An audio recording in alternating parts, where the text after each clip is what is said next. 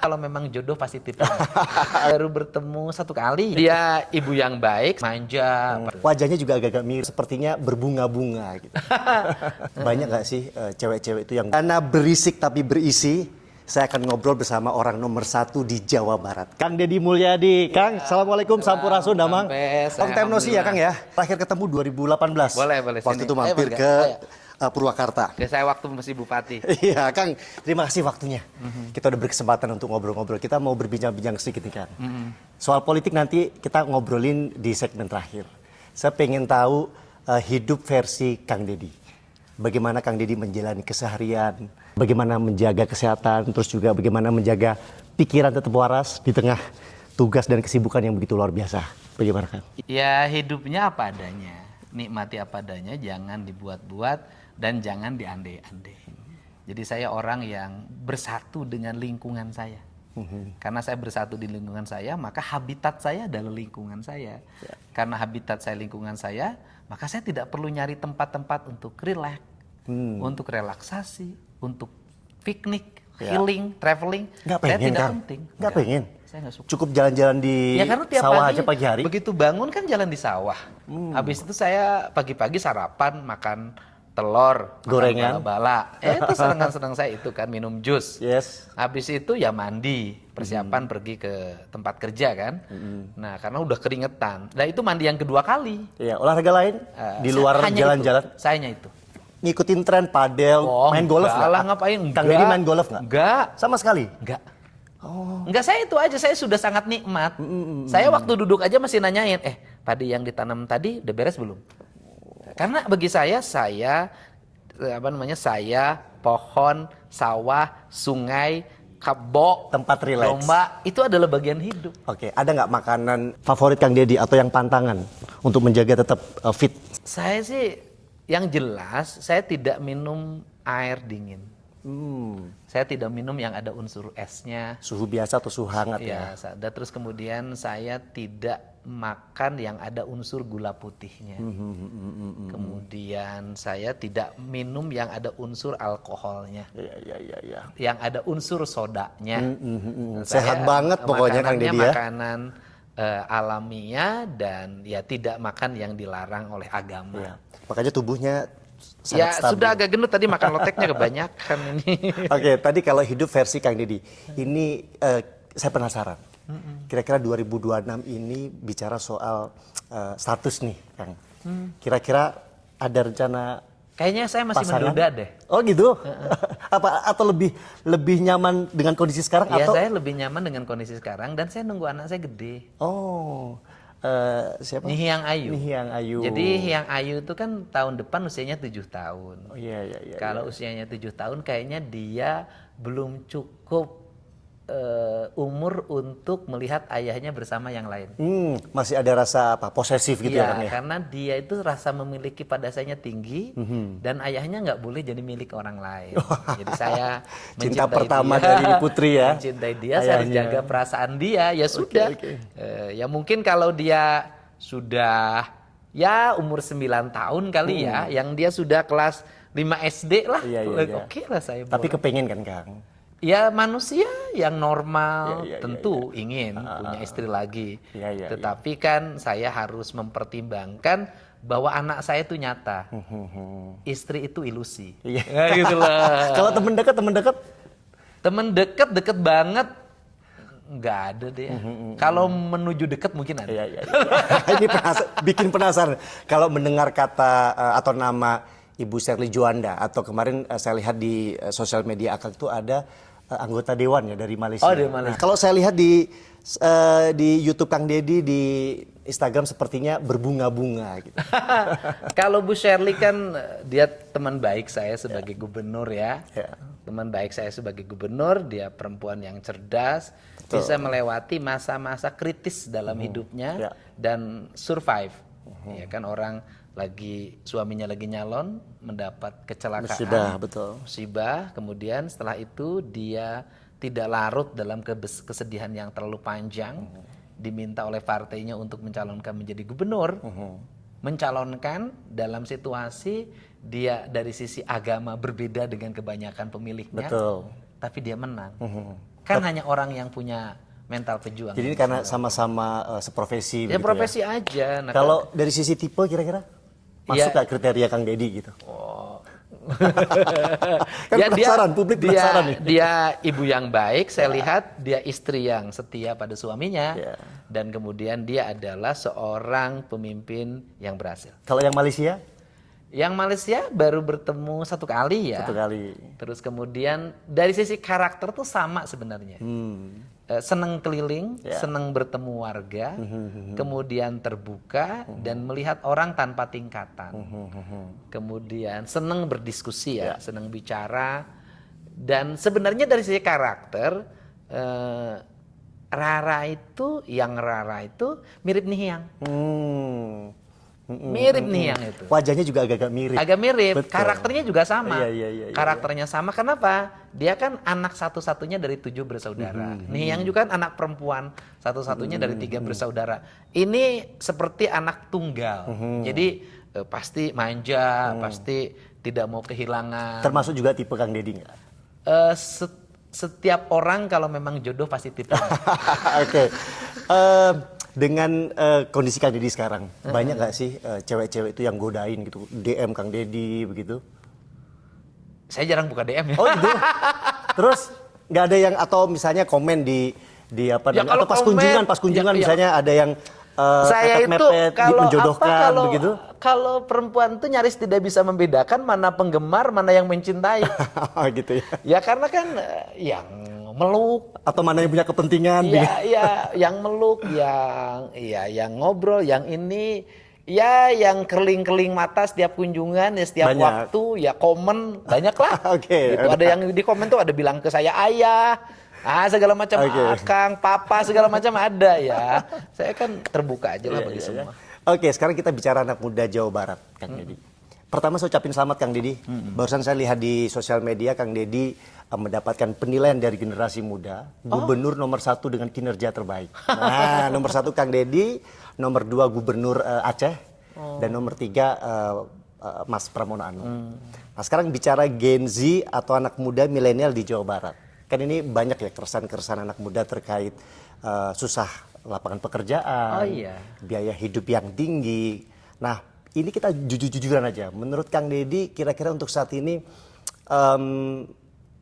negara kira-kira ada nggak merasa gagal, belum bisa mengakomodir misalnya? Iya, kita tahu ya bahwa yang terlahir di era ini tantangannya, walaupun kemudahannya lebih terbuka, tapi tantangannya lebih berat. Kenapa? Karena persaingan hidupnya yang berat. Persaingan hidup berat, ditambah kebutuhan hidup yang tinggi, bayangin aja. Betul. Dulu zaman saya barangkali satu persaingan hidup ringan dan kebutuhan hidup sederhana. Nah hari ini kan persaingan hidup berat. Ya. Belum AI lagi ya? Iya, kebutuhan hidup tinggi. Manusia bersaing bukan hanya dengan manusia, manusia bersaing dengan robot, dengan artificial intelligence kan. Kemudian dulu kita bersaing cuma teman sekampung. Hari ini kita bersaing beda kabupaten, beda provinsi dan beda negara. Betul. Tetapi di balik itu sebenarnya peluang juga lebih terbuka. Siapa sih yang memiliki kemampuan entrepreneurs hari ini akan memenangkan. Betul. Karena ruang pasar juga terbuka.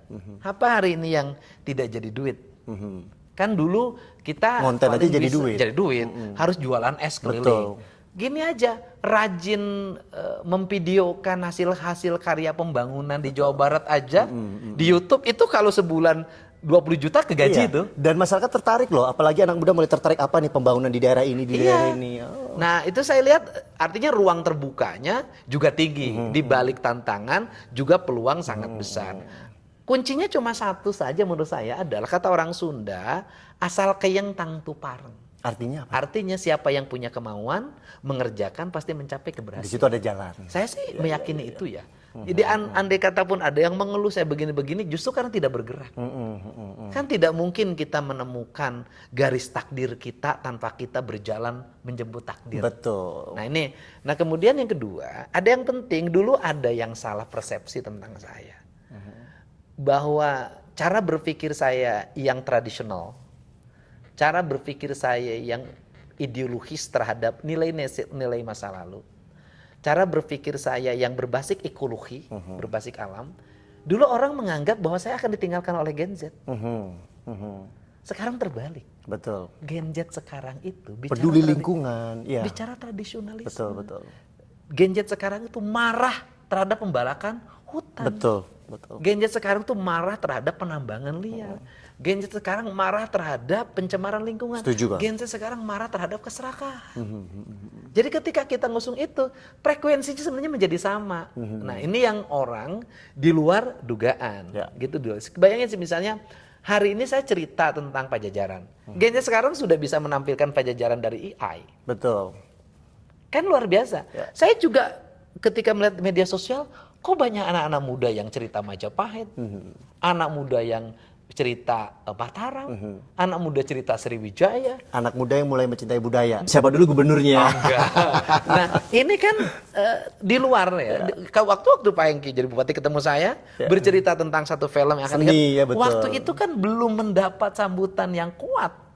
Waktu itu ya. Hari ini tinggi loh Pak. Iya. Nah, ini adalah sebuah bukti bahwa negara ini punya harapan. Ya.